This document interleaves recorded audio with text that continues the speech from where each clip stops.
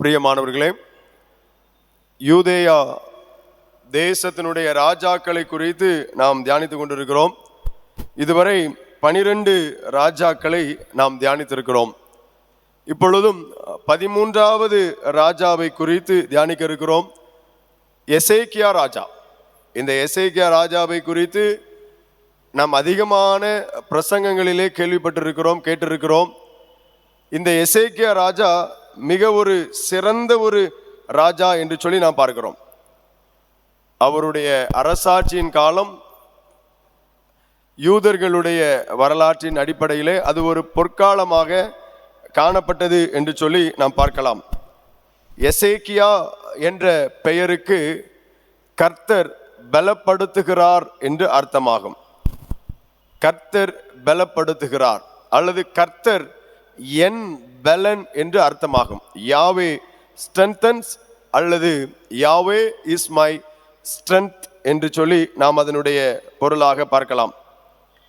இவருடைய தகப்பனார் ஆகாஸ், தாயார் அபியால் என்று சொல்லி நாம் பார்க்கிறோம். ஆகாஸ் என்ற பெயருக்கு என்ன பொருள் பார்த்தீங்க? பிடித்து கொண்டவர், பொசஸர், பிடித்து கொண்டவர், டு சீஸ். ஆகாஸ் என்றால் பிடித்து கொண்டவர் அல்லது வைத்திருப்பவர் என்று பொருள், உரிமையாளர் என்று கூட சொல்லலாம். தாயாருடைய பெயர் அபியால். அபியா என்றால் ஏற்கனவே சொல்லி கொடுத்திருக்கிறேன், யாவே இஸ் மை ஃபாதர் இல்லையா? தேவன் என்னுடைய தந்தை, கர்த்தர் என்னுடைய தகப்பன், பிதா என்னுடைய தகப்பன் என்று சொல்லி நாம் இங்கே பார்க்கலாம். இவருடைய ஆட்சி காலங்கள், இவரை பற்றிய குறிப்புகளை நாம் பார்ப்போம் என்று சொன்னால் 2 ராஜாக்கள் 18வது அதிகாரம் முதல் 20ஆம் வசனம் முதலும், 2 நாளாகமும் 29ஆம் அதிகாரம் முதல் 32ஆம் அதிகாரம் வரையிலும், ஏசாயா 36ஆம் அதிகாரம் முதல் 39ஆம் அதிகாரம் வரையிலும் நாம் இவருடைய ஆட்சி காலங்களை நாம் பார்க்கலாம். மீண்டும் சொல்லுகிறேன், 2 ராஜாக்கள் 18ஆம் அதிகாரத்திலிருந்து 20ஆம் அதிகாரம் வரை, 2 நாளாகமும் 29ஆம் அதிகாரம் முதல் 32ஆம் அதிகாரம் வரை, ஏசாயா 36ஆம் அதிகாரம் முதல் 39ஆம் அதிகாரம் வரை நாம் இங்கே பார்க்கலாம். இவருடைய வாழ்க்கையில் நான் ஏற்கனவே சொன்ன மிக சிறப்பான செம்மையானது செய்த ராஜா. இவர் தன்னுடைய 25ஆம் வயதிலே ராஜாவாகிறார். 29 வருஷம் எருசலேமிலே அரசாண்டான் என்று 29வது அதிகாரம், 2 நாளாகமும் 29வது அதிகாரத்தை திருப்பிக் கொள்ளுங்க. 2 நாளாகமும் 29வது அதிகாரம், அதிலிருந்து 32வது அதிகாரம் வரைக்கும் இவரை பற்றிய குறிப்புகள் சொல்லப்பட்டிருக்கு. 4 அதிகாரங்களிலே இவர் சொல்லப்பட்டிருக்கிறார். மிகப்பெரிய ஒரு ராஜா, மிக சிறந்த ஒரு ராஜா. இவருடைய வாழ்க்கையிலே இவர் செம்மையானதை செய்தார், கர்த்தரின் பார்வைக்கு செம்மையானதை செய்தார். அதோடு கூட மாத்திரமல்ல, தான் பதவி ஏற்ற முதல் நாள் முதல் வேலை என்ன அப்படின்னா, அடைக்கப்பட்ட ஆலயத்தை திறந்தது. பாருங்களேன், 3வது வசனம், அவன் தன் ராஜ்யபாரத்தின் 1ஆம் வருஷம் 1ஆம் மாதத்தில் கர்த்தருடைய ஆலயத்தின் கதவுகளை திறந்து அவைகளை பழுது பார்த்தா. Service to the church. தேவனுடைய ஆலயத்திற்கு வேண்டிய எல்லா உதவிகளையும் எல்லா காரியங்களையும் அவர் சரி செய்து கொடுத்தார் என்று சொல்லி பார்க்கிறோம். இன்னும் ஒரு சிறப்பான காரியம் இவருடைய ராஜ்யபாரத்திலே காணப்பட்டது என்ன என்று சொன்னால், இதே அதிகாரம் 35வது வசனத்திலே பார்த்தீர்கள் என்று சொன்னால், கர்த்தருடைய ஆலயத்தின் ஆராதனை திட்டம், த வொர்ஷிப் ஆர்டர், எவ்வாறு தேவனை ஆராதிக்க வேண்டும், எவ்வாறு தேவனுடைய சமூகத்திலே நாம் கூடி வர வேண்டும், எவ்வாறு தேவனை தொழுது கொள்ள வேண்டும் என்கின்ற மிகப்பெரிய அந்த பிளானிங் திட்டத்தை இந்த ராஜா கொண்டு வந்தார். இந்த 29வது அதிகாரம் முழுவதுமாக ஆலயத்தின் காரியங்களையும் ஆலயத்தினுடைய ஆராதனைக்குரியவைகளையும், குறிப்பாக ஆசாரியர்கள் லேவியர்கள் எவ்வாறு தங்களை பரிசுத்தம் பண்ணிக்கொள்ள வேண்டும், கர்த்தருடைய சமூகத்திலே கூடி வரும்போதெல்லாம் அவர்கள் எவ்வாறு தங்களை பரிசுத்தம் பண்ணிக்கொள்ள வேண்டும் என்பதை குறித்து இங்கே தெளிவாக இந்த 29வது அதிகாரத்திலே சொல்லப்பட்டிருக்கிறது. அடுத்ததாக நாம் பார்ப்போம் என்று சொன்னால், 29வது அதிகாரம் 36வது வசனத்திலே தேவன் ஜனத்தை ஆயத்தப்படுத்தினதை குறித்து எசேக்கியாவும் ஜனங்கள் எல்லாரும் சந்தோஷப்பட்டார்கள். இந்த காரியத்தை செய்யும்படியான யோசனை சடுதியாய் உண்டாயிற்று. இவ்வாறு ஜனங்களை ஆயத்தப்படுத்தின காரியங்கள் அது தேவனாலே உண்டாயிற்று, அது சடுதியாய் உண்டாயிற்று என்று சொல்லி பார்க்கிறோம். 30வது அதிகாரத்தில் என்ன காரியங்கள் சொல்லப்பட்டிருக்கு அப்படின்னா, கர்த்தருடைய பஸ்கா, இந்த பஸ்காவை எப்படி ஆசரிக்கணும், ஆசரிக்கும் பொழுது அவர்கள் செய்யக்கூடிய காரியங்கள் என்ன, அவர்கள் எவ்வாறு அவைகளையெல்லாம் ஒழுங்கும் கிரமமாக செய்ய வேண்டும் என்பதை குறித்தும் அங்கே சொல்லப்பட்டிருக்கிறது. குறிப்பாக இந்த 30வது அதிகாரம் 18வது வசனத்தில் பாருங்க, எப்ராயிம், மனாசே, இசக்கார், செபுலோன் மனுஷரில் ஏராளமான அநேக ஜனங்கள் தங்களை சுத்தம் பண்ணி கொள்ளாதிருந்தும் எழுதியிராத பிரகாரமாக பஸ்காவை சாப்பிட்டார்கள். தங்களை சுத்தம் பண்ணி கொள்ளாமல் பஸ்காவை ஆசரித்தார்கள், பஸ்காவிலே அவர்கள் பங்கு பெற்றார்கள் என்று சொல்லி நாம் பார்க்கிறோம். கர்த்தருடைய வார்த்தை இவர்களுக்கு உரைக்கப்பட்ட போது, நீங்கள் உங்களை கழுவி சுத்திகரியுங்கள், தேவனாகிய கர்த்தரிடத்திற்கு திரும்புங்கள், உங்கள் கழுத்தை கடினப்படுத்தாதிருங்கள் என்று இதே அதிகாரம் 8வது வசனத்திலே சொல்லுகிறார். ஆக தேவனுடைய வார்த்தைகளை தம்முடைய ஜனங்களிடத்திலே கொண்டு சென்ற ஒரு ராஜா, இவர் யூதேயா தேசத்தினுடைய ராஜாவாக இருந்தும் இந்த பஸ்காவை ஆசரிப்பதற்கு இஸ்ரவேல் தேசத்திற்கும் கடிதம் அனுப்புகிறார். நீங்க பார்த்தீங்கள் என்று சொன்னால் 6வது அதிகாரத்திலே இங்கே சொல்லப்பட்டிருக்கிறது, 30வது அதிகாரம் 6வது வசனத்திலே, இஸ்ரவேல் யூதா எங்கும் போய் இரு தேசத்திற்கும் கடிதம் அனுப்பி நீங்கள் யாவரும் இந்த பஸ்காவை ஆசரிக்க கூடி வாருங்கள் என்று சொல்லி அவர் அங்கே சொல்லுகிறதை நாம் பார்க்கிறோம். இவ்வாறு தேவனுடைய ஆலயத்தின் காரியங்களிலும் தேவனுடைய ஆராதனைக்குரிய காரியங்களையும் இந்த ராஜா மிக சிறப்பாக நேர்த்தியாக செய்து வந்தார். அவருடைய ஜெபம், இவர் எவ்வாறு ஜெபம் பண்ணினார் என்று சொல்லி 2 நாளாகமம் 30வது அதிகாரம் 19வது வசனத்தில், இவ்வாறு தங்களை சுத்தம் பண்ணி கொள்ளாத, தங்களை சுத்திகரித்துக் கொள்ளாத ஜனங்களுக்காக அவர் ஜெபம் பண்ணுகிறார். பாருங்கள், தங்கள் பிதாக்களின் தேவனாகிய கர்த்தரான தேவனை தேடும்படிக்கு தங்கள் இருதயத்தை நேராக்கினவர்கள் பரிசுத்த ஸ்தலத்திற்கு ஏற்ற சுத்தாங்கம் அடையாதிருந்தாலும் கிருபையுள்ள கர்த்தர் அவர்கள் எல்லாருக்கும் மன்னிப்பாராக என்றான். தன்னுடைய ஜனங்களுக்காக மன்றாடின ஒரு ராஜா. என் ஜனங்கள் பாவம் செய்கிறார்கள், என் ஜனங்கள் தங்களை சுத்திகரித்துக் கொள்ளாமல் கர்த்தருடைய பந்தியிலே பங்கு பெறுகிறார்கள், ஆண்டவரே நீர் அவர்களுக்கு மன்னிப்பீராக என்று சொல்லி தன் ஜனங்களுக்காக திறப்பிலே நின்ற ஒரு ராஜா. நாம் எத்தனையோ ராஜாக்களை தியானித்திருக்கிறோம். வடதேசத்து ராஜாக்கள், தென் தேசத்திலே 12 ராஜாக்களை தியானித்திருக்கிறோம். அநேகருடைய ஆலோசனைகள் ஜனங்கள் தேவனை விட்டு திரும்பும்படியாக, தேவனுக்கு நேராக சேர முடியாதபடிக்கு தங்களுடைய ஜனங்களை தவறான பாதையிலே நடத்துகிற ராஜாக்களாக நாம் பார்த்து வந்தோம்.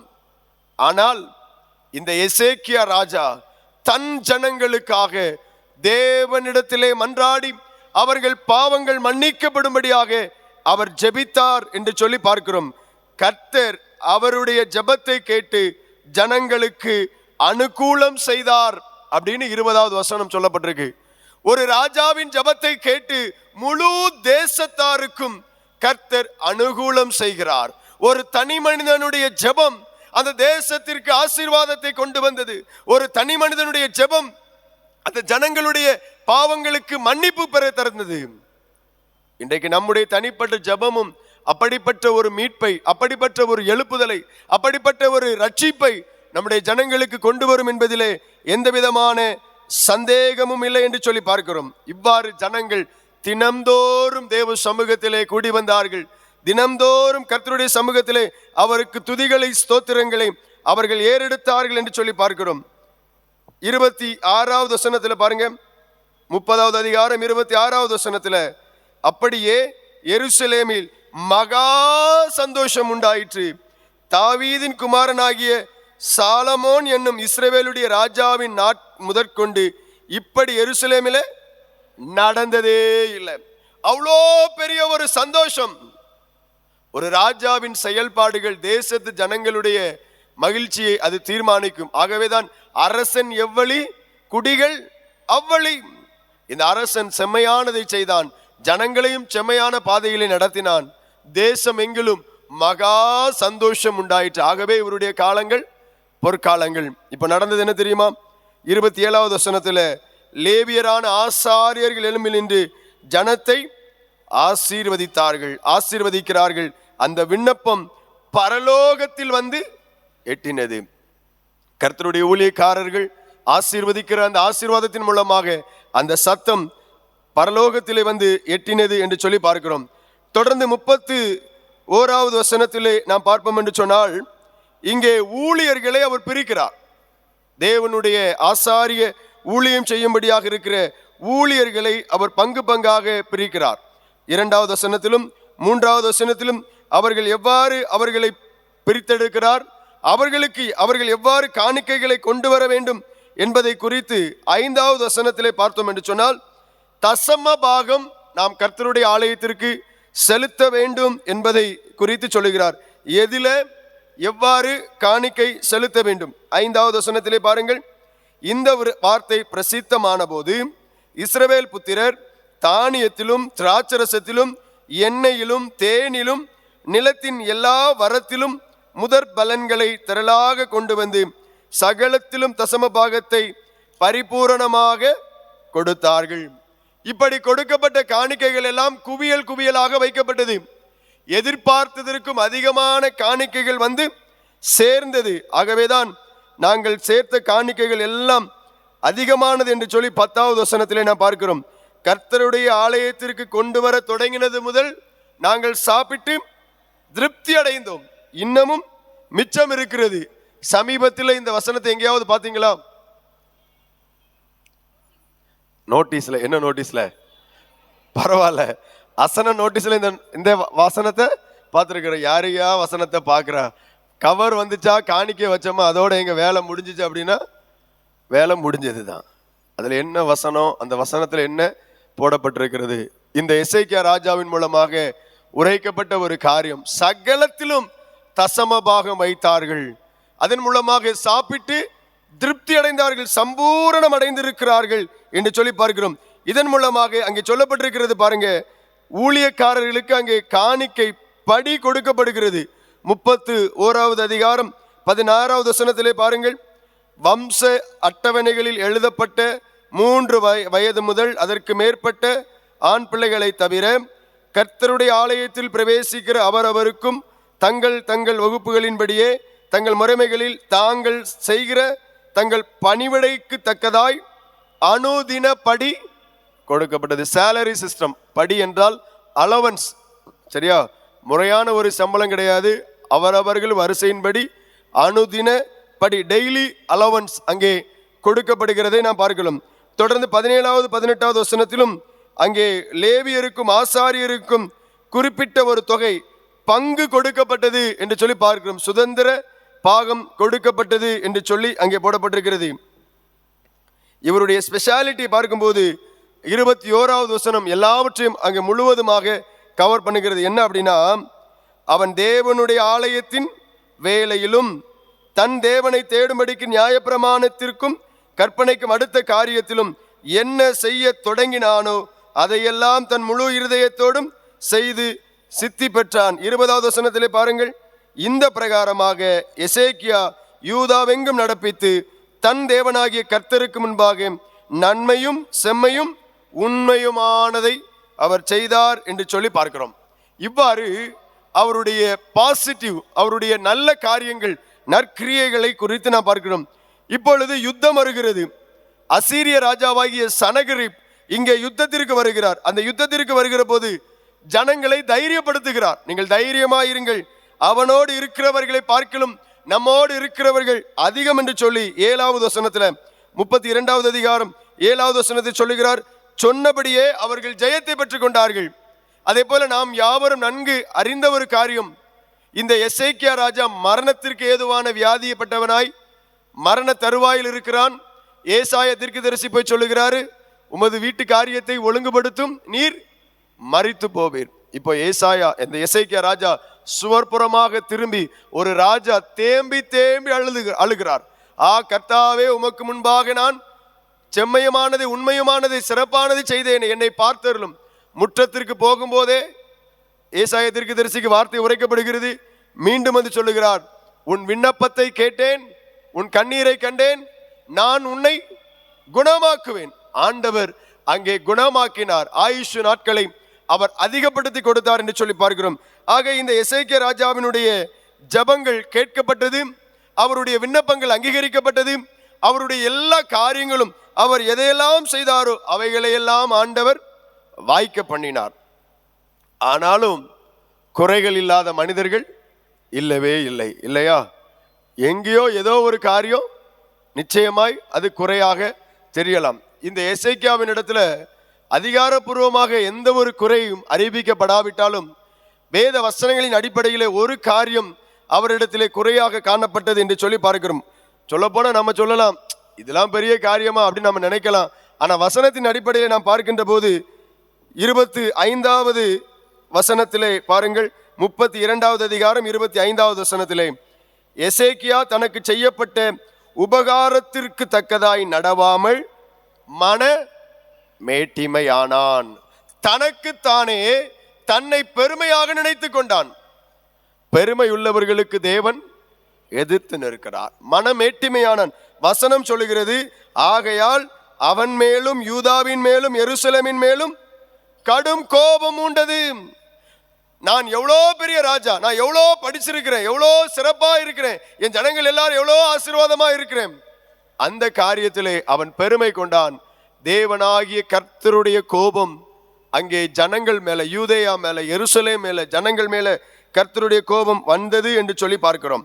எசேக்கியாவின் மன மேட்டிமை நிமித்தம் அவனும் எருசலேமின் குடிகளும் தங்களை தாழ்த்தினபடியால் கர்த்தருடைய கடும் கோபம் எசேக்கியாவின் நாட்களிலே அவர்கள் மேல் வரவில்லை. ஆனா பெருமையா நினைத்தான். ஆனா உணர்த்தப்படுகிற போது உடனே ஜனங்கள் எல்லாரும் தங்களை தாழ்த்துகிறார்கள். அந்த பனிஷ்மெண்ட் அங்கே மாறிவிடுகிறது. ஆண்டவர் மனம் மாறிவிடுகிறார் என்கின்ற காரியங்களை நாம் இங்கே பார்க்கலாம். எனக்கு அருமையானவர்களே, இந்த எசேக்கியா ராஜாவினுடைய காலங்கள் நிறைவு பெற்ற பின்பு அவன் தன்னுடைய பிதாக்களோடு நித்திரை அடைந்த பின் அவனை தாவீதின் வம்சத்தாரின் கல்லறைகளில் அடக்கம் பண்ணினார்கள் என்று சொல்லி பார்க்கிறோம். அவனுக்கு பின்பாக அவருடைய குமாரன் மனாசே அரசாட்சிக்கு வருகிறார் என்று சொல்லி பார்க்கிறோம். இந்த எசேக்கியாவின் மூலமாக நாம் கற்றுக்கொள்ளக்கூடிய ஆவிக்குரிய பாடங்கள் என்ன அப்படின்னா, இவர் எப்பொழுதும் எல்லா சூழ்நிலையிலும் கர்த்தரையே நம்பி இருந்தார். இவருடைய தகப்பனாரை குறித்து நாம் பார்த்தோம் இல்லையா சற்று முன்பாக. அவருடைய வாழ்க்கையை விட இவருடைய வாழ்க்கை முற்றிலும் மாறுபட்டதாக, ஆனால் தேவனுக்கு முன்பாக சிறந்ததாகவே காணப்பட்டது. ஒருவேளை நம்முடைய வாழ்க்கையில நாம் தான் நம்முடைய வாழ்க்கைக்கு உத்தரவாதி. நம்முடைய சூழ்நிலைகள், நம்முடைய பெற்றோருடைய சூழ்நிலைகள் அது எவ்வாறாகவும் இருக்கலாம். நாம் தேவ சமூகத்தில் தேவனுக்கு முன்பாக பணிந்து நம்மை அர்ப்பணித்து நாம் நடக்கிற போது ஆண்டவர் நம்மை ஆசீர்வதிக்கிற ஒரு தேவனாக இருக்கிறார். இவர் ஒரு விசுவாசத்திற்கு ஒரு உதாரணமாக நாம் பார்க்கிறோம். நன்மை செய்த அரசராக பார்க்கிறோம். கடைசி காலத்தில் அந்த பெருமைங்கிற ஒரு காரியம் இருந்தாலும் ஆண்டவருக்கு தன்னை அர்ப்பணித்து முழு தேசமும் ஆசீர்வதிக்கப்பட அவர் காரணமாக இருந்தார் என்று சொல்லி நாம் பார்க்கலாம். இரண்டாவது நாம் பார்க்க இருக்கிற ராஜா மனாசே. எத்தனாவது அரசர்? 14. மனாசே என்கிற அரசரை குறித்து நாம் பார்க்கப்படுகிறோம். காலம் சொல்லலையா? எசேக்கியாவினுடைய காலங்கள் 716 முதல் 687 வரை 29 ஆண்டுகள். கிறிஸ்துவுக்கு முன் 716 முதல் 687 ஆண்டு வரை. அவருடைய மரணம் 54வது வயதிலே அவர் மரிக்கிறார். அடுத்து மனாசேயினுடைய காலங்களை குறித்து நாம் பார்க்கின்ற போது அவர் 12 வயதிலே அரசாட்சிக்கு வருகிறார். 2 நாளாகமும் 33வது அதிகாரத்திலும் 2 ராஜாக்கள் 21வது அதிகாரத்திலும் இந்த மனாசே ராஜாவினுடைய வாழ்வை குறித்து நாம் பார்க்கலாம். 33வது அதிகாரம் 2 நாளாகமும் 33வது அதிகாரம் 1வது வசனம் சொல்லுகிறது, இந்த மனாசே ராஜாவாகிற போது 12 வயதாயிருந்து 55 வருஷம் எருசலேமிலே அரசாட்சி புரிகிறார். கிறிஸ்துவுக்கு முன் 697 முதல் 643 வரை, கிறிஸ்துவுக்கு முன் 697 முதல் 643 வரை இந்த மனாசே ஆட்சி புரிகிறார். மனாசே என்கின்ற பெயருக்கு காசிங் டு ஃபர்கட், மறக்கப்பட்டதற்கு காரணமானவன். நாசா அப்படின்னா ஃபர்கட் அல்லது நெக்லெக்ட் என்று சொல்லுவார்கள். மனாசே காசிங் டு ஃபர்கட், மறக்கப்பட்டதற்கு காரணமானவன். இவருடைய மரண வயது 62வது வயதிலே அவர் மரித்தார் என்று சொல்லி பார்க்கிறோம். இவருடைய பெற்றோர், தகப்பனார் நாம் பார்த்தோம் எசேக்கியா, தாயார் ஹெப்சிபா. இவருடைய தாயார் ஹெப்சிபா என்று சொல்லி நாம் பார்க்கிறோம். ஹெப்சிபா என்றால் அவளில் மகிழ்ந்திருக்கிறேன், அவளில் மகிழ்ந்திருக்கிறேன். My delight is in her, அவளில் பிரியமாயிருக்கிறேன் என்று சொல்வார்கள் இல்லையா, அவரில் மகிழ்ச்சியாயிருக்கிறேன் என்று பொருளாகும்.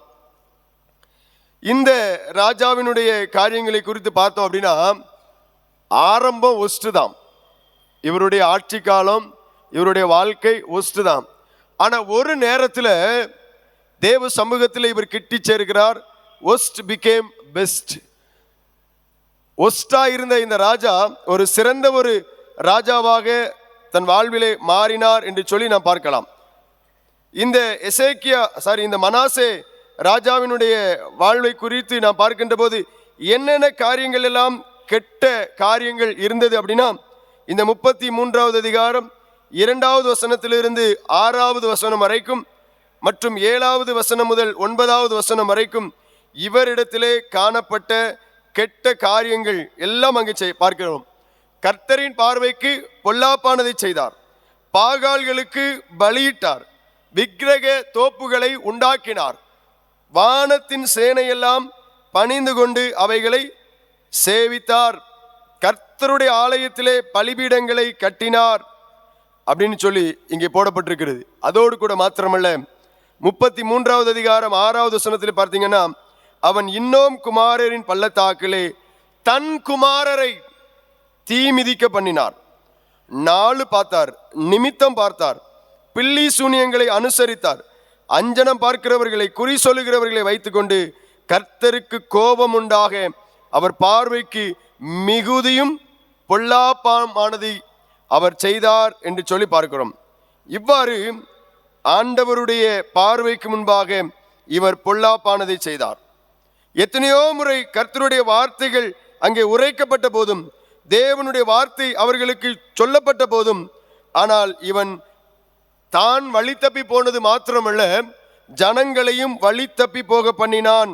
9வது வசனத்தில் பாருங்க, அப்படியே கர்த்தர் இஸ்ரவேல் புத்திரருக்கு முன்பாக அழித்த ஜாதிகளை பார்க்கலும் யூதாவும் எருசலேமின் குடிகளும் பொல்லாப்பு செய்யத்தக்கதாய் மனாசே அவர்களை வழி தப்பி போக பண்ணினான். ஆண்டவருடைய வார்த்தை உரைக்கப்பட்டது. 10வது வசனம் சொல்லுகிறது, கர்த்தர் மனாசேயோடும் அவனுடைய ஜனத்தோடும் பேசின போதிலும் அவர்கள் கவனிக்காதே போனார்கள். காதிருந்தும் கேளாதவர்களாக, இருதயத்திலே உணராதவர்களாக அவர்கள் கவனிக்காதே போனார்கள். கர்த்தர் பேசினாருங்க. வசனம் சொல்லுகிறது, கர்த்தர் அவர்களோடு கூட பேசின போதும் யாருக்கோ பேசுகிறார், எதையோ பேசுகிறார் என்று அவர்கள் கவனிக்காதே போனார்கள். நடந்தது என்ன தெரியுமா? அசீரியா ராஜாவின் சேனாதிபதிகளை கர்த்தர் அவர்கள் மேல் வர பண்ணினார். இப்போ மனாசேயை பிடித்து, முட்செடிகளில் பிடித்து 2 வெண்கல சங்கிலிகளால் அவனை கட்டி பாபிலோனுக்கு கொண்டு போனார்கள். இருக்கிறது எங்க? எருசலேம்ல. யூதேயாவினுடைய அரசர் இப்ப எங்க கொண்டு போகப்படுகிறார்? பாபிலோனுக்கு. கிட்டத்தட்ட 900 கிலோமீட்டர், 1000 கிலோமீட்டர் அந்த கணக்கு கொண்டு வந்துடலாம். இங்கே அவர் சங்கிலியால கட்டி கொண்டு போகப்படுகிறார். இப்போ இந்த நெருக்கத்தின் சூழ்நிலையிலே வசனம் சொல்லுகிறது 12வது வசனத்துல, இப்படி அவன் நெருக்கப்படுகையில் தன் தேவனாகிய கர்த்தரை நோக்கி கெஞ்சினான். ஐயா, நான் ஒரு ராஜா, நான் உம்முடைய தாசனாகிய எசேக்கியாவினுடைய குமாரன், நான் தாவீதின் வம்சத்திலே வந்தவன். என் மீறுதல்கள், என் அக்கிரமங்கள், என் பாவங்கள், நான் எல்லா ஜனங்களையும் அழிதவர பண்ணின சூழல் இதோ இப்பொழுதும் நான் பாபிலோனுக்கு சங்கிலியினாலே கட்டப்பட்டு கொண்டு போகப்படுகிறேன், நான் நெருக்கப்படுகிறேன் என்று சொல்லி தன் தேவனாகிய கர்த்தரை நோக்கி அவன் கெஞ்சினான். தன் பிதாக்களின் தேவனுக்கு முன்பாக மிகவும் தன்னை தாழ்த்தினான். ஒரு ஜெபம் பாருங்களேன். இந்த மனாசே ஆரம்பம் ஒஸ்டா இருந்தது, ரொம்ப ஒஸ்ட், மோசமான. வசனம் சொல்லுது மிகவும் பொல்லாப்பானது செய்தான், அருவருப்பானது செய்தான், செய்யக்கூடாத அத்தனை பொல்லாப்பும் அவனிடத்தில் காணப்பட்டது. ஆனா நெருக்கம் வந்தபோது, பாடு வந்தபோது, அவன் நெருக்கப்படுகிற போது, அடிமையாக கொண்டு போகப்படுகிற போது அவன் தேவனை நோக்கி கெஞ்சினான், தன்னை தாழ்த்தி அவன் ஜெபித்தான். வேத வசனம் சொல்லுகிறது பாருங்களேன், 13வது வசனத்துல அவன் விண்ணப்பம் பண்ணி கொண்டிருக்கிற போது அவர் அவன் கெஞ்சுதலுக்கு இறங்கினார். அல்லேலூயா, அல்லேலூயா. நாம் யாரா இருந்தாலும், எப்படிப்பட்டவர்களா இருந்தாலும், நம்முடைய பாவங்களை, நம்முடைய குற்றங்களை உணர்ந்து, ஆண்டவரே எனக்கு இரங்கும், பிதாவே எனக்கு இரங்கும், have mercy upon me O Lord, ஆண்டவரே எனக்கு இரக்கம் செய்யும் என்று சொல்லி நாம் அவரை நோக்கி கெஞ்சி ஜெபிக்கிற போது, நாம் அவரை நோக்கி மன்றாடுகிற போது ஆண்டவர் நம்முடைய ஜெபத்திற்கு அவர் மனம் இறங்குகிறார். அவன் கெஞ்சுதலுக்கு இறங்கி அவன் ஜெபத்தை கேட்டு அவனை திரும்ப எருசலேமில் உள்ள தன்னுடைய ராஜ்யத்திற்கு வர பண்ணினார். மீண்டும் அரசாட்சியிலே அமர பண்ணினார். இழந்து போன அந்த ராஜ்யத்தை ஆண்டவர் அவனுக்கு திரும்ப தருகிறார். இழந்து போன அந்த அரசாட்சி மீண்டும் அவருக்கு கொடுக்கப்படுகிறது. கர்த்தரே தேவன் என்று அப்பொழுது மனாசே அறிவித்தான். வசனம் சொல்லுகிறது பாருங்க, 13வது வசனத்துல பின்பக்கத்துல, கர்த்தரே தேவன் என்று அப்பொழுது மனாசே அவன் அறிந்து கொண்டான். இப்பொழுது அவன் எங்கும் போய் எல்லாவற்றையும் சுட்டரித்து, எல்லாவற்றையும் அப்புறப்படுத்தி தேவனுக்கு முன்பாக அவன் மிக சிறப்பாக, மிக நேர்த்தியாக அவன் செய்து வாழ்ந்தான் என்று சொல்லி நாம் அங்கே பார்க்கிறோம். 19வது வசனத்திலே அவனுடைய விண்ணப்பமும் அவன் கெஞ்சுதலுக்கு கர்த்தர் இறங்கினதும் அவன் தன்னை தாழ்த்தினதற்கு முன்னே பண்ணின அவனுடைய எல்லா பாவமும் துரோகமும் ஓசியாவின் புத்தகத்திலே அங்கே எழுதியிருக்கிறது என்று சொல்லி நாம் அங்கே பார்க்கிறோம். ஆரம்பம் ஒஸ்டா இருந்தது, முடிவு பெஸ்டா மாறிட்டு. இன்றைக்கு ஆண்டவர் இந்த நேரத்தில் நமக்கு ஒரு தருணம் கொடுக்கப்படுகிறார். நாம் எப்படிப்பட்ட சூழலிலே நாம் வாழ்ந்து வருகிறோம், நம்முடைய வாழ்க்கை அது எப்படிப்பட்டதாய் காணப்படுகிறது. நமக்கு ஆரம்பம் தெரியும், முடிவு நமக்கு தெரியாது. நம்முடைய ஆரம்பம் நமக்கு தெரியும், நாம் பயணித்துக் கொண்டிருக்கிற இந்த பயணம் தெரியும், நம்முடைய முடிவு நமக்கு தெரியாது. ஒருவேளை இந்த மனாசே ராஜாவை குறித்து தியானிக்கிற போது கர்த்தர் நம்மோடு கூட பேசுவார் என்று சொன்னால், நாம் பயணிக்கிற பாதை எப்படிப்பட்டது, நாம் வாழுகின்ற இந்த வாழ்க்கை எப்படிப்பட்டது என்று ஆண்டவர் நமக்கு உணர்த்துவார் என்று சொன்னால், இந்த மனாசேயை போல தேவ சமூகத்தில் அவருடைய இரக்கத்திற்காக கெஞ்சி, அவரிடத்தில் அந்த பாவ மன்னிப்புக்காக மன்றாடி, ஆண்டவரே எனக்கு இரங்கும் என்று சொல்லி நாம் கேட்கின்ற போது நிச்சயமாய் ஆண்டவர் நமக்கு மனம் இறங்குவார் என்று சொல்லி நாம் பார்க்கிறோம். மனம் திரும்புகிற எவருக்கும், ஆண்டவரிடத்திலே மனம் திரும்பி மன்றாடி ஜெபிக்கின்ற யாராயிருந்தாலும் ஆண்டவர் ஒரு மீட்பை தருகிறார் என்பதை இந்த மனாசே ராஜாவின் மூலமாக நாம் கற்றுக்கொள்கிறோம். ஆண்டவர் இந்த காரியத்தை நமக்கு உணர்த்துகிறார். மனசாட்சி உறுதியா இருந்தா போதுங்க. ஒருவேளை ஆண்டவர் சமூகத்திலே நாம் மீண்டும் அவரிடத்தில் கிட்டி சேர நாம் தயக்கம் கொள்ளக்கூடாது. நம்மை ஏற்றுக்கொள்ள, நம்முடைய பாவங்களை மன்னிக்க ஆண்டவர் ஆயத்தமாகவே இருக்கிறார். என்னண்டைக்கு வாருங்கள் என்று சொல்லுகிறார். பூமியின் எல்லை எங்கும் உள்ளவர்களே என்னை நோக்கி பாருங்கள், அப்பொழுது ரட்சிக்கப்படுவீர்கள் என்று சொல்லுகிறார். என்னிடத்திலே வாருங்கள் என்று ஆண்டவர் ஒரு அழைப்பு கொடுக்கிறார். நாம் வாழுகின்ற இந்த வாழ்விலே தேவனுடைய திட்டத்திற்கு நேராக, தேவ சமூகத்துக்கு நேராக நம்மை அர்ப்பணிக்க நாம் அழைக்கப்படுகிறோம். ஆண்டவர் நமக்கு ஒரு அறைகூவல் விடுக்கிறார் என்று சொல்லி பார்க்கிறோம். மூன்றாவது, இந்த மனாசே ராஜாவுக்கு பின்பாக அவருடைய குமாரன் ஆமோன் ராஜாவானான் என்று சொல்லி பார்க்கிறோம். 2 நாளாகமும் 33வது அதிகாரம் 20வது வசனத்திலே அவன் குமாரனாகிய ஆமோன் அவன் ஸ்தானத்தில் ராஜாவானான் என்று சொல்லி பார்க்கிறோம். இந்த ஆமோனுடைய ஆட்சி காலம் 2 ஆண்டுகள். 2 ஆண்டுகள் மாத்திரமே இவர் ஆட்சி செய்கிறார். இந்த 33வது அதிகாரத்தில் 5 வசனங்கள் தான் இவருடைய ஆட்சி காலம். 21வது வசனத்திலிருந்து 25வது வசனத்துக்குள்ள இந்த சாப்டரும் க்ளோஸு, இந்த ராஜாவுடைய சாப்டரும் க்ளோஸு. ஆமோன் என்றால் பயிற்சி கொடுக்கப்பட்டவன், to be skilled, to train, பயிற்சி அளிக்கப்பட்டவன் அல்லது பயிற்சி பெறுகிறவன் என்று சொல்லி பார்க்கலாம். வேடிக்கையா சொல்லணும்னா இவருக்கு பயிற்சியே காணாது இல்லையா? இவருக்கு பயிற்சியே காணாது. 2 ஆண்டுகள் ஆட்சி செய்கிறார். தன்னுடைய 22வது வயதிலே இவர் ராஜாவாகிறார். 24வது ஆண்டிலே அவர் மரித்து போகிறார். 22 வயசுல அரசாட்சி, 2 வருஷம் ஆட்சி காலம், 24வது ஆண்டிலே அவர் மரித்து போகிறார் என்று சொல்லி நாம் அங்கே பார்க்கலாம். இவருடைய தாயார், தகப்பனார் நமக்கு தெரியும், மனாசே. தாயார் மெசுல்லமேத் என்று சொல்லப்பட்டிருக்கிறது. தாயார் மெசுல்லமேத். நீங்கள் ராஜாக்களிலே 21வது அதிகாரத்தில் இதை பார்க்கலாம். மெசுல்லமேத் என்றால் நட்பாக இருத்தல் அல்லது எக்ஸ்சேஞ்ச், பரிமாறிக்கொள்ளுதல் என்று அர்த்தமாகும். தகப்பனார் மனாசே, தாயார் மெசுல்லமேத் என்று சொல்லி நாம் அங்கே பார்க்கிறோம். இந்த ஆமோன் ராஜாவினுடைய ஆட்சி காலம் கொஞ்ச காலம் மாத்திரமே இருக்கிறதுனால இவருடைய வாழ்க்கையும் இவருடைய மரணமும் நமக்கு மிகப்பெரிய ஒரு எச்சரிப்பை தருகிறது. இந்த ஆமோன் தன்னுடைய தகப்பனாருடைய அந்த முன்பக்க வாழ்க்கை அதை கண்ணார கண்டதினால தன்னுடைய தகப்பனாரை போல தேவனுக்கு விரோதமாக அவன் வாழ்ந்து கொண்டான் என்று சொல்லி பார்க்கிறோம். இவர் கர்த்தரை மறந்து விக்கிரகங்களை ஆராதித்தான் என்று சொல்லி 22வது வசனத்திலே பார்க்கிறோம்.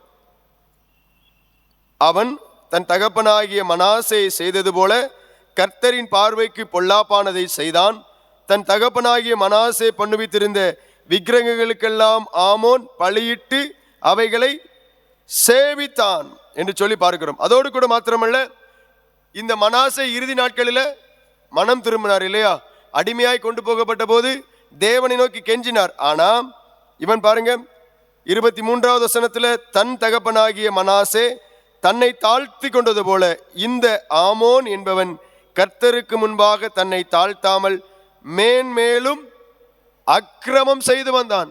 வேதவசனம் சொல்லுகிறது, பரிசுத்தம் உள்ளவன் இன்னும் பரிசுத்தமாகட்டும், அநியாயம் செய்கிறவன் இன்னும் அநியாயம் செய்யட்டும். இந்த வசனங்களை கேட்டுக்கொண்டிருக்கிறோம். இந்த லெந்து காலங்களில் 42 ராஜாக்களை குறித்து தியானித்து வருகிறோம். அநேக ராஜாக்களின் மூலமாக நற்காரியங்களை கற்றிருக்கிறோம். பல ராஜாக்களின் மூலமாக எச்சரிப்பை பெற்றிருக்கிறோம். நாம எல்லாருமே ராஜா மாதிரி தான் இல்லையா? ஆளாளுக்கு அவங்கவுங்க ராஜா தான், மந்திரி தான், ராணி தான், இளவரசி தான்.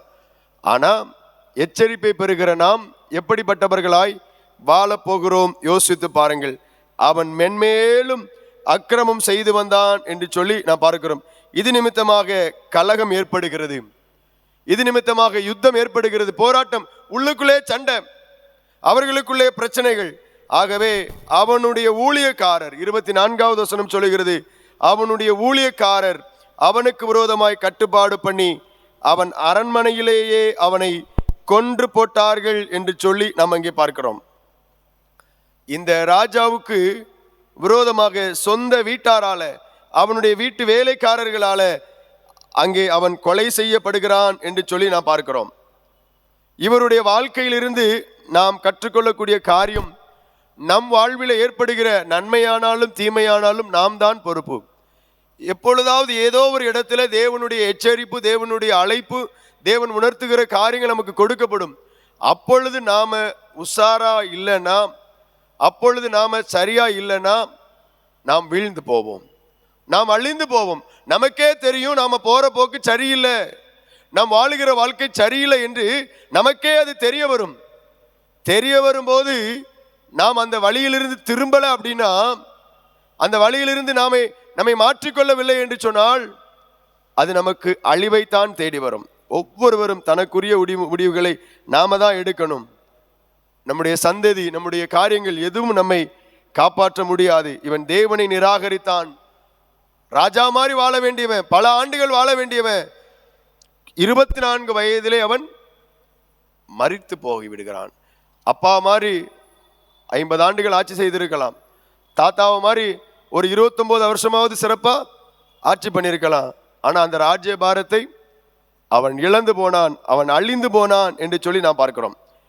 அடுத்தபடியாக நாம் பார்க்க இருக்கிற ராஜா, அவன் குமாரனாகிய யோசியாவை அவன் ஸ்தானத்தில் ராஜாவாக்கினார்கள் என்று சொல்லி பார்க்கிறோம். எத்தனாவது ராஜா?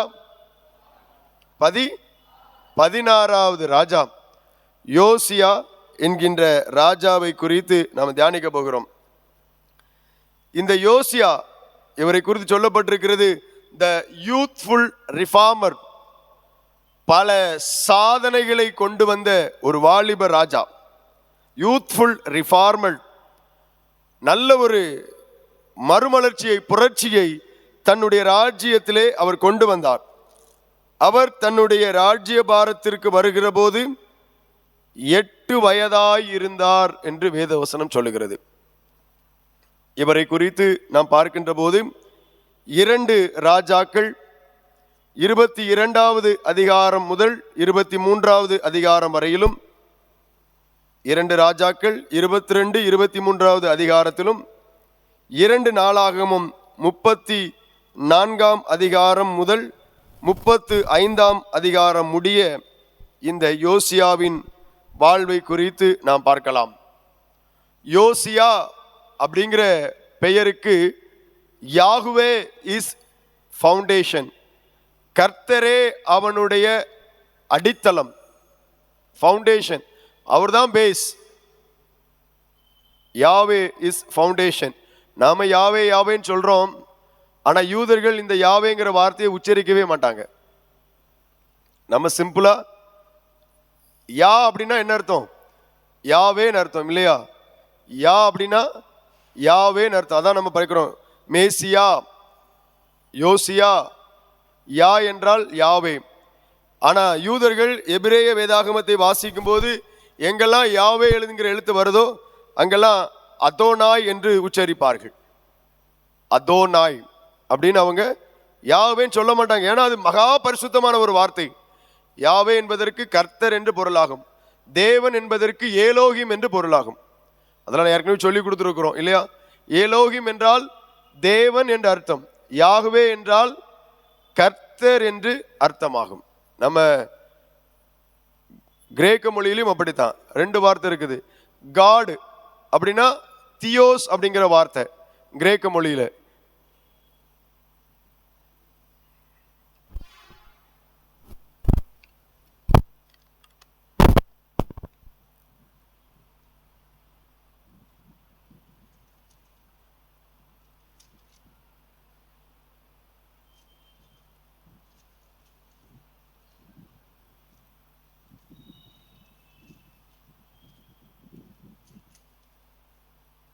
எலோகிம் என்றால் தேவன், யாகுவே இப்படிதான் எழுதுவாங்க, YHWH, கர்த்தர் என்று பார்க்கலாம். அதே போல கிரேக்கத்திலே தியோஸ் என்று சொல்வார்கள். தியோஸ் என்றால்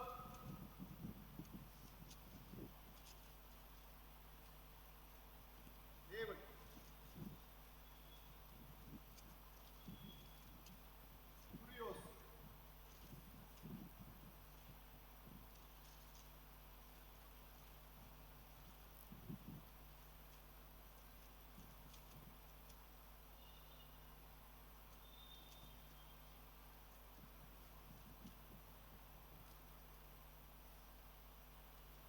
குரியோஸ் தேவன், குரியோஸ் கர்த்தர். ஆக இந்த யாவே என்று வருகிற இடத்திலெல்லாம் அவர்கள் அதோனாய் என்றே அவர்கள் உச்சரிப்பார்கள். இப்போ இந்த யோசியாவினுடைய காலங்களை குறித்து நாம் பார்க்கின்ற போது இவருடைய ஆட்சி காலம் 31 ஆண்டுகள் அவர் ஆட்சி புரிந்தார். கிறிஸ்துவுக்கு முன் 641 முதல் 609 வரை இவருடைய ஆட்சி காலம். யோசியா கிறிஸ்துவுக்கு முன் 641 முதல் 609 வரை இவர் ஆட்சி புரிந்தார் என்று சொல்லி பார்க்கிறோம். இவருடைய தகப்பனார் ஆமோன் என்று பார்த்தோம். தாயார் எதிதாள் என்று சொல்லப்பட்டிருக்கிறது. எதிதா என்று தாயாரை குறித்து சொல்லப்பட்டிருக்கிறது. யூதேயா அரசர்களுடைய வரலாற்றில் இவர்தான் ஒரு நல்ல சாட்சி பெற்ற, நற்சாட்சி பெற்ற ஒரு கடைசி ராஜா அப்படின்னு சொல்லி பார்க்கலாம். கடைசி ராஜா. இவருக்கு பின்னாடி இன்னும் 4 ராஜாக்கள் இருக்கிறார்கள். மொத்தம் யூதேயா தேசத்தில் 20 ராஜாக்கள். இவர் 16வது ராஜா.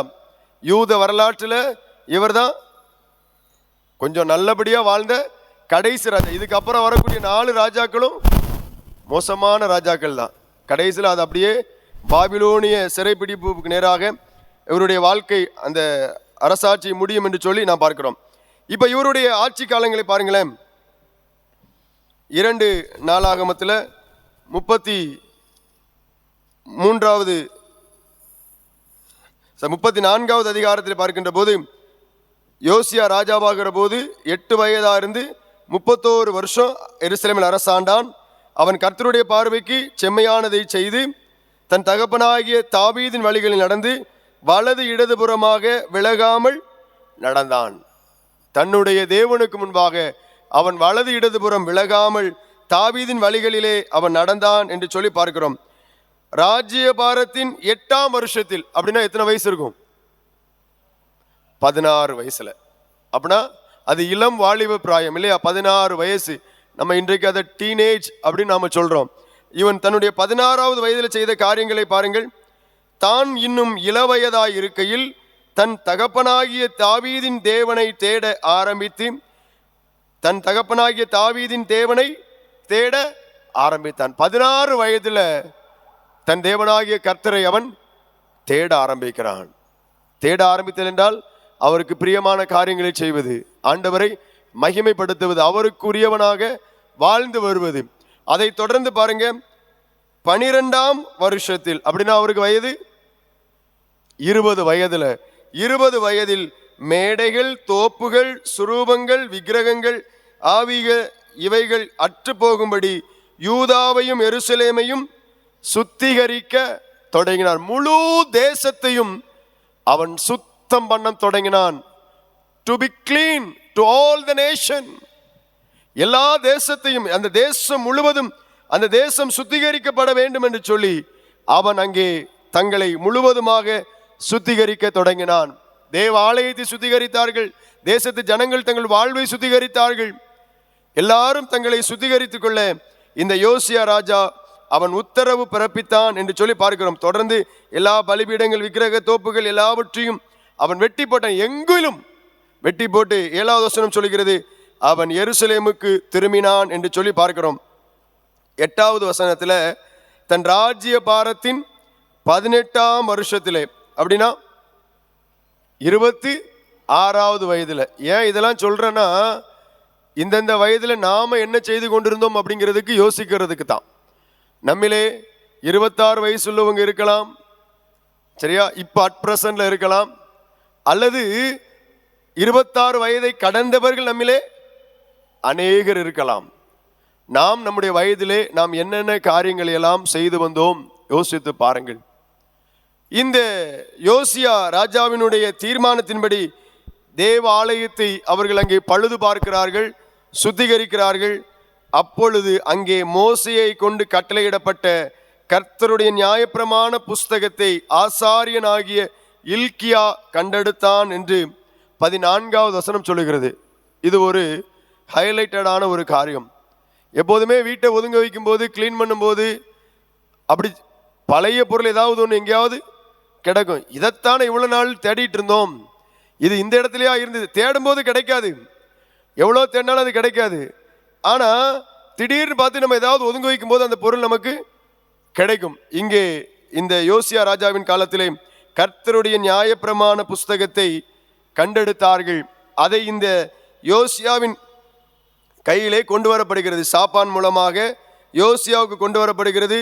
இந்த புஸ்தகத்தை சாப்பான் அதை வாசிக்கின்ற போது வசனம் 19 சொல்லுகிறது, நியாயப்பிரமாணத்தின் வார்த்தைகளை ராஜா கேட்டபோது அவன் தன் வஸ்திரங்களை கிழித்து கொண்டான். வஸ்திரங்களை கிழித்து கொள்ளுதல் என்பது தாங்க முடியாத வேதனை, தாங்க முடியாத துக்கம், ஐயோ என்று சொல்லி அந்த வசனத்தை கேட்டபோது மிகப்பெரிய ஒரு வேதனை இந்த யோசியா ராஜாக்குள்ளாய் வந்தது. யோசியா கெட்டவனா? யோசியா கெட்டவனா நல்லவனா? நல்லவன். அப்ப ஏன் வஸ்திரத்தை கிழிக்கணும்? நல்லா கவனிங்க. ஒருவர் தப்பு பண்ணி இருக்கிறார், அவரிடத்துல விசாரிக்கிறோம்னா எப்படி இருப்பாரு? அப்படியே அசம்பந்தமா பிடிவாதமா உம்முன்னு இருப்பாரு. வாயை திறந்து சொல்லு அப்படின்னாலும் சொல்ல மாட்டாரு. ஆனா கர்த்தருடைய நியாயப்பிரமாண புஸ்தகத்தை வாசித்த போது அதை கேட்டுக்கொண்ட இந்த யோசியா தன் வஸ்திரங்களை கிழித்து கொண்டு அவன் சொல்லுகிறான். 21வது வசனத்தில் சொல்லுகிறது, இந்த வார்த்தைகளை எல்லாம் கர்த்தருடைய, நாம் யாவரும் எழுந்து நின்று ஒரு 2 நிமிடம் மணி அடிக்கிற வரைக்கும் ஜெப நிலையில் இருப்போம்.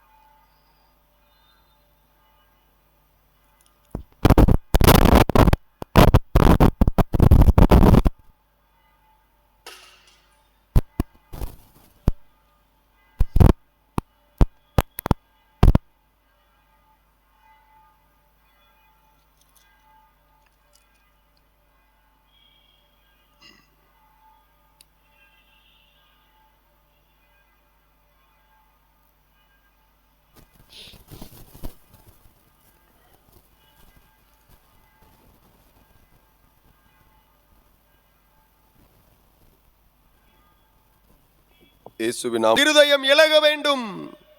நீங்கள் கர்த்தருக்கு முன்பாக உங்களை தாழ்த்த வேண்டும். தேவனுக்கு முன்பாக நீங்கள் பணிந்து கொள்ள வேண்டும். வஸ்திரங்களை கிழித்து, தாவீது சொல்வார், உங்கள் வஸ்திரங்களை அல்ல உங்கள் இருதயங்களை கிழித்து உங்கள் தேவனாகிய கர்த்தரிடத்திற்கு திரும்புங்கள். ஆண்டவருடைய சமூகத்திலே நம்முடைய இருதயத்தை கிழித்து நாம் தேவன் அண்டையிலே திரும்ப அழைக்கப்படுகிறோம். ஆகவே 28வது வசனம் தீர்க்க தரிசனமாக உரைக்கப்படுகிறது. இந்த ஸ்தலத்துல, இந்த இஸ்ரவேல், இந்த எருசலேம் தேசத்துல வரப்போகிற இந்த பாதிப்பு, இந்த பொல்லாப்பு உன் கண்கள் பார்க்காதபடிக்கு நீ சமாதானத்தோடு உன் கல்லறையிலே சேர்த்து கொள்ளப்பட. உன்னுடைய மரணம் அது சமாதானமாய்தான் இருக்கும்.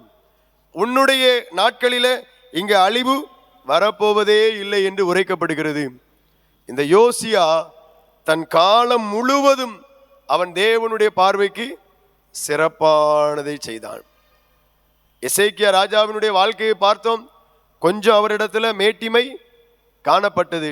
ஆனா இந்த யோசியாவை குறித்து சொல்லுகிறது பாருங்களேன். 33வது வசனம், இஸ்ரவேலிலே காணப்பட்டவைகளை எல்லாம் தங்கள் தேவனாகிய கர்த்தரை சேவிக்கும்படி செய்தான். அவன் உயிரோடு இருந்த நாளெல்லாம் அவர்கள் தங்கள் பிதாக்களின் தேவனாகிய கர்த்தரை விட்டு பின்வாங்கினதில்லை. அந்த அளவுக்கு தானும் தன்னுடைய ஜனங்களும் மிக சிறப்பாக, மிக நேர்த்தியாக வாழும்படியான ஒரு வாழ்க்கையை அவன் வாழ்ந்து வந்தான் என்று சொல்லி பார்க்கிறோம். இவருடைய நல்ல காரியங்களில் இன்னொரு காரியம் என்ன அப்படின்னா, கர்த்தருடைய பஸ்காவை அவர்கள் ஆசரிக்கும்படியாக அவன் செய்தது. கர்த்தருடைய பஸ்காவை அவர்கள் ஆசரித்தார்கள். அந்த ஆசரிப்பு வேதவசனம் சொல்லுகிறது. அதே போல இதற்கு பின்பாக அவர்கள் ஒரு காலமும் ஆசரித்தது இல்லை என்று சொல்லி 18வது வசனம், 2 நாளாகமம் 35வது அதிகாரம் 18வது வசனத்துல இந்த புளிப்பில்லாத அப்ப பண்டிகை, இந்த பஸ்கா பண்டிகை பாருங்கள். வசனம் சொல்லுகிறது, இஸ்ரவேலில் வந்திருந்தவர்களும் எருசலேமின் குடிகளும் ஆசரித்த பஸ்காவை போல இஸ்ரவேல் ராஜாக்களில் ஒருவரும் ஆசரித்ததில்லை. அப்படிப்பட்ட மிக சிறப்பான காரியங்களை இந்த யோசியா செய்தான். இவருக்கு விரோதமாக ஏற்பட்ட அந்த யுத்தத்திலே 20வது வசனத்திலிருந்து நாம் பார்க்கிறோம். நேகோ ஐப்ராத்து நதியோரமாக எகிப்தின் ராஜா யுத்தத்திற்கு வருகிறார். அந்த யுத்தத்திலே அம்பு இவர் மேல படுகிறது. என்னை கொண்டு போங்கள் என்று சொல்லி 23வது வசனத்தில் சொல்லுகிறார், ஒரு கொடிய காயம் பட்டது, அவர் மரணம் அடைந்தார் என்று. 24வது வசனம், எருசலேமுக்கு கொண்டு வந்தார்கள், கொண்டு வந்த இடத்திலே அவர் மரித்து போகிறார், அவரை பிதாக்களின் கல்லறையிலே அடக்கம் பண்ணினார்கள். யூதாவிலும் எருசலேமிலும் ஜனங்கள் துக்கம் கொண்டாடினார்கள். அதோடு கூட மாத்திரமல்ல, இவர் காலத்துல எரேமியா தீர்க்கதரிசி, நம்ம எரேமியாவின் புலம்பல் படிக்கிறோம் இல்லையா? எரேமியாவின் புலம்பல் எத்தனை அதிகாரம்? 5 அதிகாரம். இந்த புலம்பல் 5 அதிகாரமும் இந்த யோசியா ராஜாவை குறித்தே இந்த எரேமியா புலம்பி எழுதின அதிகாரம் என்று சொல்லப்படுகிறது. எரேமியாவின் புலம்பல், இந்த எரேமியா புலம்பி பாடின காரியம், ஐயோ யோசியாவே, வாலிப வயதிலிருந்து கர்த்தருக்காய் வைராக்கியமாய் வாழ்ந்தவனே, யுத்தத்திலே அம்பு பட்டதினால, அந்த கொடிய காயத்தினால மரித்து போனாயே என்று சொல்லி இந்த புலம்பல் எரேமியா இவரை குறித்து எழுதுகிறார். இன்னும் சொல்லுகிறார்கள், வரப்போகிற அழிவை குறித்து, இன்னும் கொஞ்ச காலத்தில் இந்த எருசலேம் பாபிலோன் தேசத்திற்கு சிறைப்பிடித்து போக போகிறார்கள், 70 ஆண்டுகள் சிறைப்பிடித்து போகிறார்கள், என் ஜனங்கள் மடிய போகிறார்கள், என் ஜனங்கள் அழிய போகிறார்கள், தேவாலயம் நொறுக்கப்பட போகிறது, தேவாலயம் அழிய போகிறது, எருசலேம் ஒன்றுமே இல்லாமல் போக போகிறது என்று சொல்லி புலம்பின பாடல்கள் தான் எரேமியாவின் புலம்பல் என்று சொல்லி பார்க்கிறோம். இவ்வாறு இவருடைய வாழ்க்கை நிறைவு பெற்றதை நாம் பார்க்கலாம்.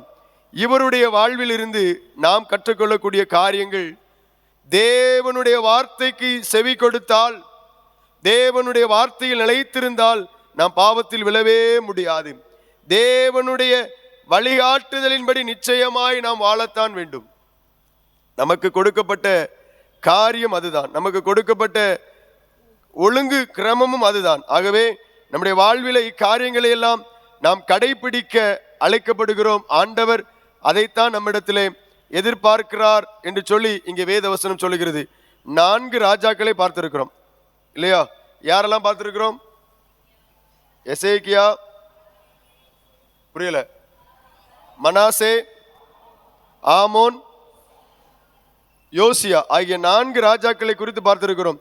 நம்முடைய வாழ்விலே இவர்கள் மூலமாக நாம் கற்றுக்கொள்ளக்கூடிய காரியங்கள் என்ன? 4 ராஜாக்கள்ல எசேக்கியா ராஜாவினுடைய வாழ்க்கையை குறித்து நாம் பார்த்தோம். அவர் தேவனுக்கு முன்பாக ஆரம்பம் மிக சிறப்பாக காணப்பட்டது, ஆரம்பம் மிக அருமையாக காணப்பட்டது. ஆனால் முடிவிலே அவரிடத்திலே ஒரு மேட்டிமை காணப்பட்டது. மனாசே ஆரம்பத்தில் ஒஸ்டா தான் இருந்தாரு, ஆனா முடிவில் பெஸ்டா மாறிட்டாரு. 3வது ஆமோனை குறித்து பார்த்தோம். அது தன்னுடைய வாழ்க்கையில தன்னுடைய கிரியைகளினால 2 வருஷத்துல அழிந்தே போனாரு. 4வது ஒரு அரசரை குறித்து பார்க்கிறோம், யோசியாவை குறித்து பார்க்கிறோம். இந்த யோசியாவினுடைய வாழ்க்கையிலே பார்க்கிறோம், அவர் மிக சிறப்பாக நேர்த்தியாக அவர் ஆட்சி புரிந்தார். எனக்கு அருமையானவர்களே, நம்முடைய வாழ்க்கையிலே நாம் என்ன செய்ய போகிறோம்? வெறும் கதை மாதிரி இதை கேட்டுட்டு அப்படியே போக போறோமா? நம்முடைய வாழ்க்கையிலே நாம் இவைகளை கடைபிடிக்க போகிறோமா? யோசித்து பாருங்கள். அப்படியே முடிந்த வரைக்கும் முழங்கால் படியிட்டு தேவ சமூகத்தில் நம்மை தாழ்த்தி அர்ப்பணித்து நாம ஜெபிப்போம், நம்மை தாழ்த்தி ஒப்பு கொடுப்போம். நான் என்ன செய்ய சித்தமாய் இருக்கிறீர் ஆண்டவரே? என் வாழ்விலே நான் என்ன செய்ய சித்தமாய் இருக்கிறீர்? இந்த எசேக்கியாவின் வாழ்க்கையில உண்மையான பக்தி காணப்பட்டது. தேவனுக்கு முதலிடம் கொடுத்தார், ஆலயத்தை அவர்கள் சுத்திகரித்தார்கள், ஜனங்களை பரிசுத்தப்படுத்தினான். அவருடைய ஜெபத்தில் ஒரு உறுதி இருந்தது. எப்பொழுதெல்லாம் அவர் அழுது கண்ணீர் வடித்து ஜெபித்தாரோ தேவன் அவனுடைய ஜெபத்தை கேட்டார். கடைசியில அந்த மேட்டிமை இருந்த போதும் தேவனை தேடினார்கள். ஆண்டவர் அந்த அழிவில் இருந்து காப்பாற்றினார். மனாசே, அவரிடத்துல பாவம் காணப்பட்டது, அவரிடத்தில் அக்கிரமம் காணப்பட்டது, அவருடைய பழக்க வழக்கங்கள் தேவனை விட்டு தூரமாக இருந்தது, அவருடைய பாவம் முழு தேசத்துக்கும் அழிவை கொண்டு வந்தது. சங்கிலினால கட்டப்பட்டு கொண்டு போய்கிட்டு இருந்த போதும் அவர் தேவனாகிய கர்த்தரிடத்துல மனம் வருந்தி கண்ணீர் விட்டு ஜெபித்தார். ஆண்டவர் மீண்டும் அவருடைய அரசாட்சியை திரும்ப கொடுத்தார். கர்த்தர் இரக்கம் உள்ளவர், கர்த்தர் கிருபையுள்ளவர் என்று சொல்லி பார்க்கிறோம். 3வதாக நாம் பார்த்த இந்த ஆமோன் அவர் தீமையின் விளைவு என்று சொல்லி பார்க்கிறோம். தீய வழியில் செல்பவர்கள் அவர்கள் சீக்கிரமாகவே அழிந்து போவார்கள் என்று நாம் புரிந்து கொள்ளுகிறோம். ஆண்டவர் நம்மை ஒரு நல்ல தலைவராக எதிர்பார்க்கிறார். நமக்கு கொடுக்கப்பட்டிருக்கிற இந்த காலங்கள், நமக்கு கொடுக்கப்பட்டிருக்கிற இந்த நாட்கள் ஆண்டவருக்கு பிரியமுள்ளவர்களாக ஜனங்களை நல்வழிப்படுத்துகிறவர்களாய் வாழ ஆண்டவர் நம்மை எதிர்பார்க்கிறார். இந்த யோசியா ஒரு ரிஃபார்மர், ஒரு மறுமலர்ச்சி கொண்டு வந்தவர் என்று சொல்லி பார்க்கிறோம். மறைந்து போன கர்த்தருடைய நியாயப்பிரமாணத்தை இவருடைய நாட்களிலே கண்டெடுத்தார்கள். அவருடைய சிறு வயதிலிருந்தே அவர் பக்தியாய் வளர்க்கப்பட்டார். 8 வயதிலிருந்தே அவர் தேவனுக்கு பிரியமுள்ளவராய் வாழப்பட்டார். 16 வயதிலே தேவனை தேட ஆரம்பித்தார். தேவ ஆலயத்தை சுத்திகரிப்பதற்கு, தேசத்து ஜனங்களை சுத்திகரிப்பதற்கு, நன்மையான வழிகளிலே ஆண்டவரை தேடுவதற்கு ஜனங்களை ஊக்கப்படுத்தினார். எனக்கு அருமையானவர்களே, ஒன்றே ஒன்று மாத்திரம் நான் சொல்லிக்கொள்ள விரும்புகிறேன். எவ்வளவு காலம் நம்ம வாழுகிறோம் அப்படிங்கிறது முக்கியம் இல்லைங்க, எப்படி நாம் வாழுகிறோம் அதுதான் முக்கியம். இந்த இடத்துல 70 வயது உள்ளவங்க உண்டு, 80 வயது உள்ளவங்க உண்டு, 8 வயது உள்ளவங்களும் உண்டு, நடுத்தர வயது உள்ளவங்களும் உண்டு. நாம் வாழுகிற வாழ்க்கை அது எப்படிப்பட்டதா இருக்கிறது? இப்பொழுதே அனுக்கிரக காலம், இப்பொழுது இன்றே அது இரட்சணிய நாள். நம்ம ஒப்பு கொடுப்போமா? நம்ம ஒவ்வொருவரும் கூட ஆண்டவர் இடைப்பட்டு கொண்டிருக்கிறார். ஒவ்வொரு ராஜாவையும் தியானிக்கும் போது அவரிடத்துல காணப்பட்ட கெட்ட காரியங்கள் மூலமாய் ஆண்டவர் நம்மோடு கூட பேசி கொண்டிருக்கிறார். நான் விட்டுவிட வேண்டிய காரியங்கள் என்ன என்று ஆண்டவர் எனக்கு உணர்த்துகிறார். நான் கை கொள்ள வேண்டியவைகள் என்ன என்று ஆண்டவர் எனக்கு உணர்த்துகிறார். இன்னமும் நம்ம இருதயத்தை கடினப்படுத்தாது, இன்னமும் பிடிவாதமா இராது. நம்மை ஒப்பு கொடுப்போமா? அன்பின் பரலோக பிதாவே, இந்த அருமையான நண்பகல் நேரத்திற்காக ஸ்தோத்திரம் அப்பா. ஆண்டவரே, 4 ராஜாக்களை நாங்கள் தியானித்திருக்கிறோம். எசேக்கியா, மனாசே, ஆமோன், யோசியா, 4 ராஜாக்களை தியானித்திருக்கிறோம். சுவாமி, எங்களுக்கும் ராஜ மேன்மையை தந்திருக்கிறீர். இந்த ஜீவன் அது உம்முடைய கிருபை. எங்கள் ஆயுசு நாட்கள் அது நீர் தந்த ஒரு உம்முடைய இரக்கத்தின் வெளிப்பாடு. சுவாமி, எங்கள் ஜீவனுள்ள நாளெல்லாம் உமக்கு பிரியமானதை செய்து உம்மை மகிமைப்படுத்த, உமக்கு முன்பாக உண்மையும் உத்தமும் சாட்சியுமாய் ஜீவிக்க எங்களுக்கு கிருபை தாரும். எங்களிடத்தில் காணப்படுகிற குற்றங்கள், குறைவுகள், மீறுதல்கள், அக்கிரமங்கள், எங்களுடைய எல்லா பாவங்களையும் எங்களுக்கு மன்னிங்க சுவாமி. நாங்கள் எங்களுடைய கிரியைகளிலே நீதிமான்கள் அல்ல, எங்களுடைய செயல்களிலே நாங்கள் சன்மார்க்கர் அல்ல சுவாமி. எல்லாரும் பாவம் செய்து தேவ மகிமை அற்றுப்போனவர்களாக இருக்கிறோம். ஆனாலும் எங்கள் தேவனாகிய கர்த்தரிடத்துல திரளான மீட்புகளும் மன்னிப்புகளும் உண்டு என்று சொல்லி நாங்கள் பார்க்கிறோமே. இந்த லெந்து காலத்தின் கடைசி காலங்களிலே வந்திருக்கிறோமே சுவாமி. எங்களுக்கு ஒரு மீட்பை, எங்களுக்கு ஒரு ரட்சிப்பை, எங்களுக்கு ஒரு பாவ மன்னிப்பு நிச்சயத்தை நீ தர வேண்டும் என்று சொல்லி ஜெபிக்கிறோம். இப்பொழுதும் ஆண்டவரே, உண்மையாய் உள்ளத்தின் ஆழத்தில் இருந்து யாரெல்லாம் உணர்த்தப்படுகிறார்களோ, யாருடைய பாவங்கள் எல்லாம் உணர்த்தப்பட்டவர்களாய் அந்த குற்றங்களை எல்லாம் அறிக்கையிட்டு ஜெபிக்கிறார்களோ, ஒவ்வொருவருக்கும் அப்படிப்பட்ட நிச்சயத்தை தந்து நீர் ஆசீர்வதியும். உம்முடைய கிருபையின் பிரசன்னம் எங்களோடு கூட தங்கி இருக்கட்டும். இயேசுவின் நாமத்தில் ஜெபிக்கிறோம் நல்ல பிதாவே, ஆமேன். தேங்க்யூ. God plus.